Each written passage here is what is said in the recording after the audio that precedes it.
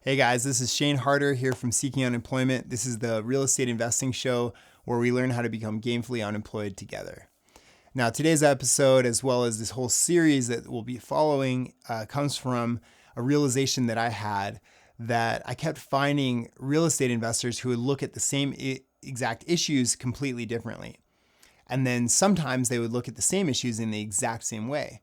And this led me to believe that there are certain situations or certain issues, topics, whatever, there is a correct way to do it. And then there are other issues that it really depends on your personality type and the way you want to handle it. And because real estate investing is so diverse, there are a lot of ways to handle it and a lot of ways to be really successful. So, this is part one of a whole series where I ask investors the same question to see how different their answers are. And in some situations, I got exactly that. I got some where they are all agreed on the same thing, which really solidified like this is the way to look at it to me. And then other situations where they really were completely different and they give a lot of really interesting insights in different ways to approach that issue. So I learned an enormous amount from this experience, and I think you will too. So today's episode is all about the coronavirus and what all these investors have been doing during the coronavirus lockdown issues and issues where the government is not requiring tenants to pay rents, things like that. How are they handling this? So let's take a look and then also follow along for all the other issues that we cover where we go over things like how they got started, what were some of the biggest losses and biggest gains, biggest success stories, how are they handling these issues in real estate investing? So that's all coming up in future episodes. But until then, let's take a look at how they're handling the coronavirus lockdown. Not a lot of my strategies changing at all, other than I am keeping some cash reserves right now, waiting for what potential opportunities are going to be coming in other strategies. COVID-19 did throw a few roadblocks in there, speed bumps, but I was already used to doing things over the internet, whether it was research, talking to prospects on the phone and things like that. So it honestly didn't hinder us too much from what we were doing. So I haven't slowed down too much. I've been pushing forward, and our business is really not changed. Honestly, it has affected us on a business level very, very little. So financially, COVID's actually been pretty good for me.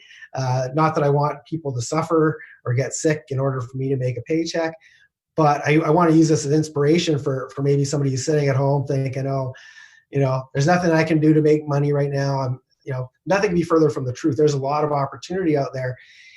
I would be using this time if I were somebody who maybe is worried that their job might not be there when this all ends. If real estate's ever been your passion, this is going to be the best opportunity probably in history to be making money and helping people with real estate investing. So if this is something that has interested you, my advice would be to start educating yourself, getting ready for what's about to happen. But there's still opportunities. Like I said, we're still negotiating on properties. We're doing it over Zoom. We're doing it over Skype. We're using technology. But there's so much that you can still do during this downtime other than watch Netflix. I haven't changed my business model really at all since the pandemic. I did pause on my marketing right when the pandemic first hit. It just a little bit of the reason for that is a little bit of needing to see how impactful is this really going to be on the real estate market. Just wasn't sure at that point.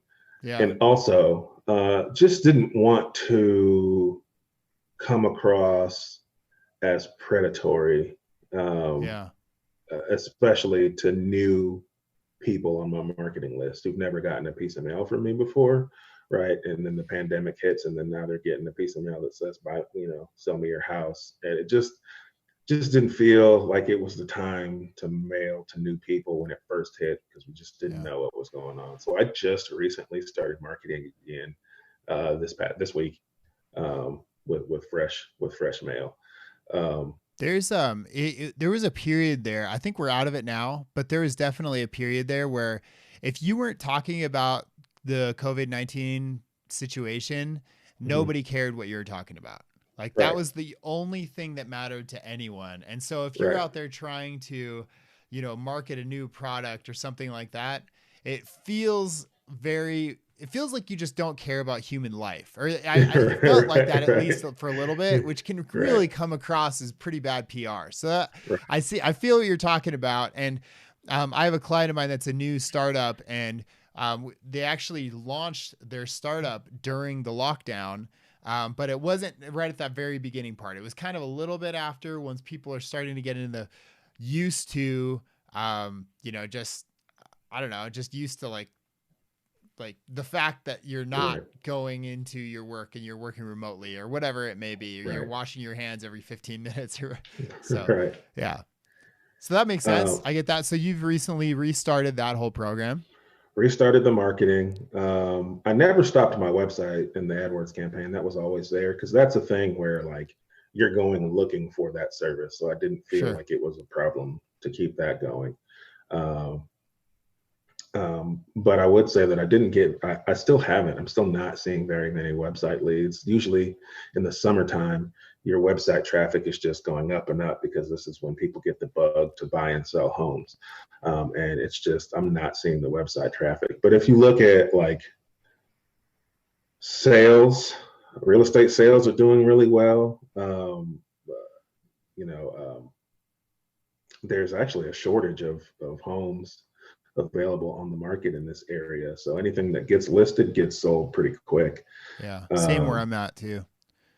Yeah. So now that I've understood that, hey, things are from a real estate perspective are doing okay, right, for the time being, and people are starting to, quote unquote, start doing other things outside of pandemic things that, so the marketing's going again. I'm cautious as far as like viewing properties. So I'm buying, like I said, I'm buying that 14 units, and normally I would go down and I would walk each and every unit inside and take a look. And I didn't do that with these.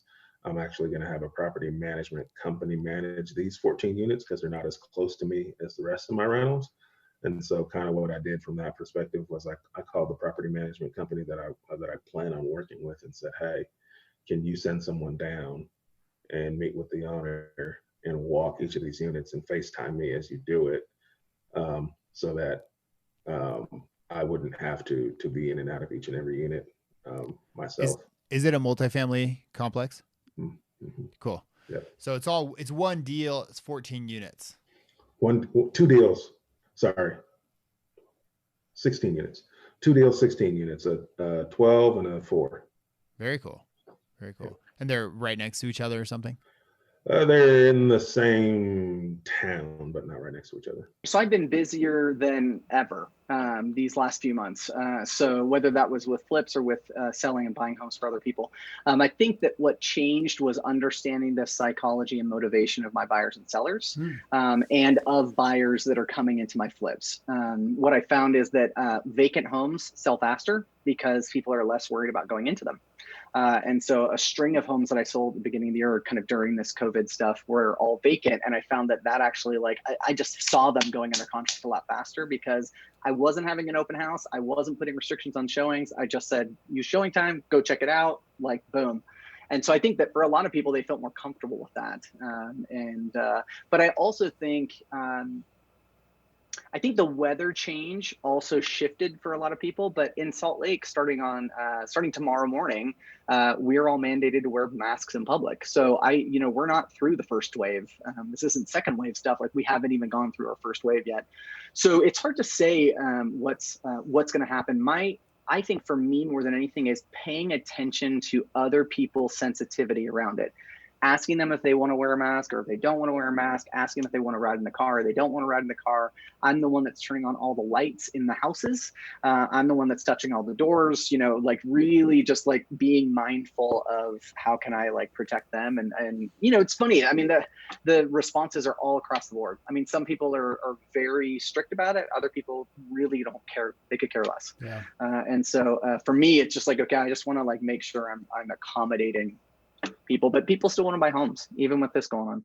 All right, guys, that wraps up this video. Go ahead and click this video over here to get to the very first video in this series. And then go ahead and click this video to see the one that Google thinks you'll like the very most. And lastly, click the subscribe button here so that our next video shows up in your feed and you don't miss a thing. Thanks so much, guys, and we'll see you on the next one.